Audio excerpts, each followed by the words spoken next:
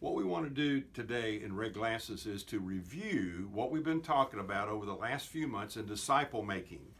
And so you might remember we started out by saying if you ask yourself how many times is the word Christian used in the Bible, you'll discover that it's only mentioned 3 times. They were first called Christians in Antioch. So you can read about that in the book of Acts, 3 times. But if you look up how many times the word disciple is used just in the New Testament, it's mentioned at least 269 times.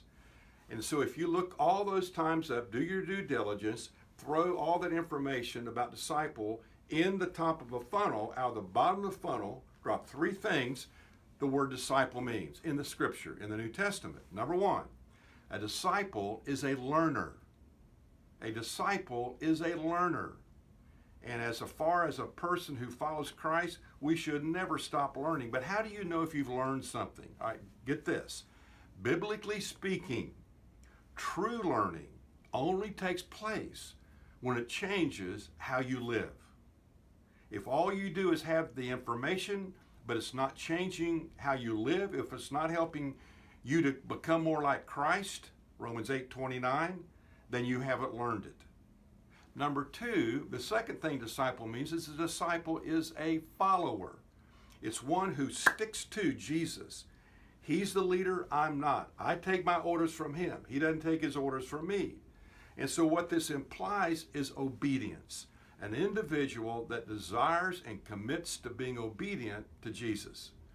But number 3 is where we really get some excitement and some impact. Number 3, a disciple is not only a learner, not only a follower, but a reproducer.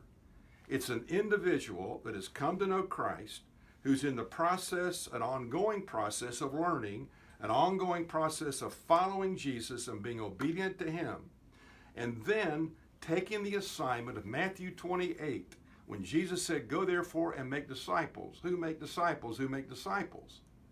And investing your life in 1 or 2 people a year and building a faith foundation in their life.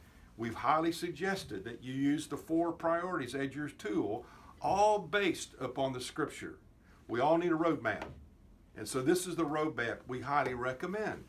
And so Jesus does say in Matthew 28, go therefore and make disciples. So here are the questions. Are you making disciples who are making disciples?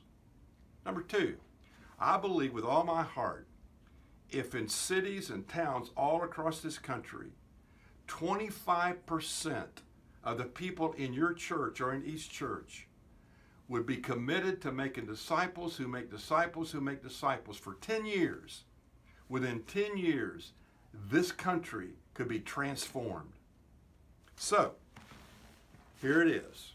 If you are not making disciples who are making disciples, who are making disciples, then you're simply not doing what Jesus said to do. We got to step up and get after it. You think about that.